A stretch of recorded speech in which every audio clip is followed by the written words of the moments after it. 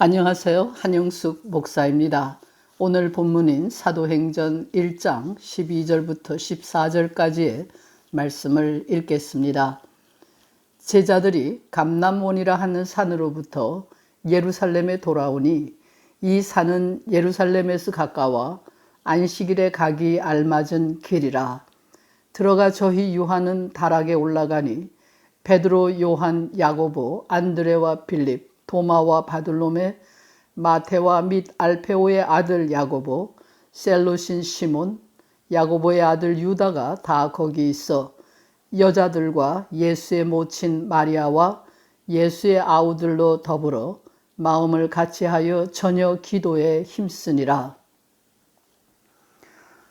예수의 제자들이 이 땅에서 살아가는 삶의 목적은 예수의 증인이 되는 것입니다. 그러나 성령을 받지 않고는 누구도 예수의 증인이 될 수 없습니다.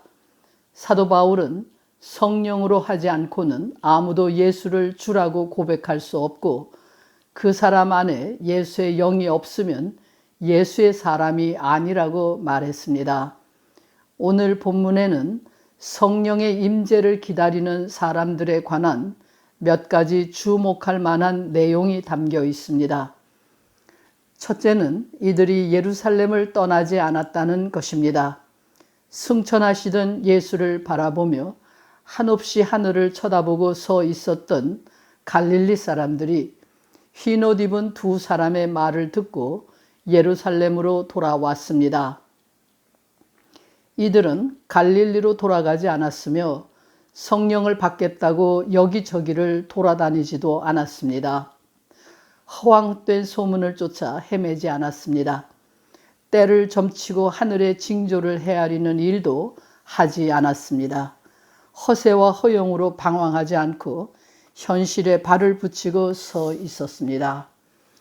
멍청이 하늘만 쳐다보며 뜬 구름을 잡으려고 오지 않는 세상만 그리워하며 현실을 무시하는 태도는 성령을 기다리는 사람에게 적합하지 않습니다.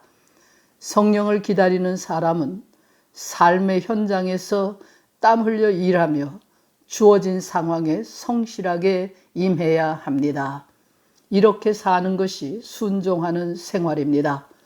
성령을 기다리는 사람은 반항하는 사람이 아니라 순종하는 사람입니다. 순종하는 사람만이 끝까지 인내하며 기다릴 수 있습니다.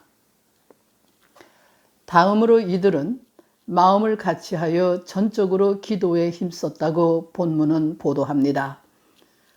이들이 매일 숙식을 같이 했는지 아니면 정기적으로 모였는지 분명하지 않지만 이들은 예루살렘에 있는 다락방에 모여 있었습니다. 누가는 그들이 모였던 다락방이 얼마나 컸는지, 비싼 집인지, 어떻게 장식이 되어 있었는지, 새 집인지 낡은 집인지 살기에 편리했는지 이런 것들에 대해서는 언급하지 않았습니다. 다만 그 집에 모였던 사람들의 이름을 기록해 놓았습니다. 누가는 교회와 함께 그 이름들이 기억되기를 원했던 것 같습니다. 그곳에는 이름이 밝혀진 11명의 제자들과 이름이 없는 여인들, 그리고 예수의 어머니와 예수의 형제들이 있었습니다. 이들은 모두 각기 다른 배경과 성격을 가진 사람들입니다. 두세 사람만 모여도 의견이 다를 수 있고 싸움이 일어날 수 있지만 이들은 한 마음이 되었습니다. 나이도 다르고 성별도 다르고 성장 배경도 다르고 관심도 다르고 이해관계도 달랐을 사람들이 어떻게 한 마음이 될 수 있었는지 궁금합니다. 그들 중에 정치나 행정 능력이 탁월한 지도자가 있었기 때문은 아닙니다. 사람의 생각이나 수단 방법으로 이들이 한 마음을 품게 된 것도 아닙니다. 이들이 한 마음을 품을 수 있었던 것은 오직 하나의 말에 순종했기 때문입니다. 사람이 하나가 되지 못하는 것은 생각이 다르고 말이 다르기 때문입니다. 말이란 그 사람의 생각과 마음에 품은 뜻을 표현하는 것입니다. 각양각색의 말을 지닌 사람들이 모여서 한 마음이 될 수는 없습니다. 모든 사람이 자기 자신의 말을 버리고 하나의 말에 순종할 때에 한 마음이 될 수 있습니다. 이들을 하나가 되게 만든 말은 오직 성령이 너희에게 임하시면 너희가 권능을 받고 예루살렘과 온 유대와 사마리아와 땅끝까지 이르러 내 증인이 되리라고 하신 주님의 약속입니다. 이들은 이 말씀을 믿는 믿음으로 하나가 되어서 함께 기도했습니다. 기도는 영혼의 호흡과 같습니다. 믿는 사람은 기도로 하나님과 관계를 맺습니다. 하나님이 사람을 만나는 방법은 말입니다. 하나님은 말씀으로 사람을 만나고 사람은 기도로 하나님께 말씀드립니다. 하나님을 믿는다고 하면서 기도하지 않는 사람은 호흡이 끊어져 있는 것과 마찬가지로 하나님 앞에서 죽은 자와 같습니다.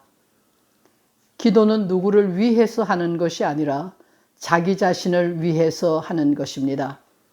그의 영이 살아있기 위해서 숨을 쉬어야 합니다. 우리의 영이 살기 위해서 우리는 기도해야 합니다. 육체가 항상 호흡을 해야 살 수 있는 것처럼 우리의 영도 항상 숨을 쉬어야 합니다. 그래서 사도 바울은 쉬지 말고 기도하라고 권면했습니다. 기도하는 사람은 하나님이 자기의 기도를 들으시는 것을 믿기 때문에 기도합니다. 의심하는 마음을 가지고서는 기도할 수가 없습니다. 그러기에 기도는 믿음의 증거입니다. 초대교회의 주역이 되었던 갈릴리 사람들은 저들에게 주어진 삶의 현장을 떠나지 않았고 주님의 약속을 믿는 믿음으로 하나가 되어 기도했습니다. 오래지 않아서 이들은 성령을 선물로 받고 예수의 증인들이 됩니다. 기도하겠습니다. 하나님, 악하고 더러운 영이 들끓는 세상에서 저희를 지키시기 위하여 성령을 보내주심을 감사합니다. 성령의 임재를 기다리는 사람들답게 주님의 말씀을 믿고 순종하며 쉬지 않고 기도하는 저희가 되게 해 주시옵소서. 예수 그리스도의 이름으로 기도합니다. 아멘.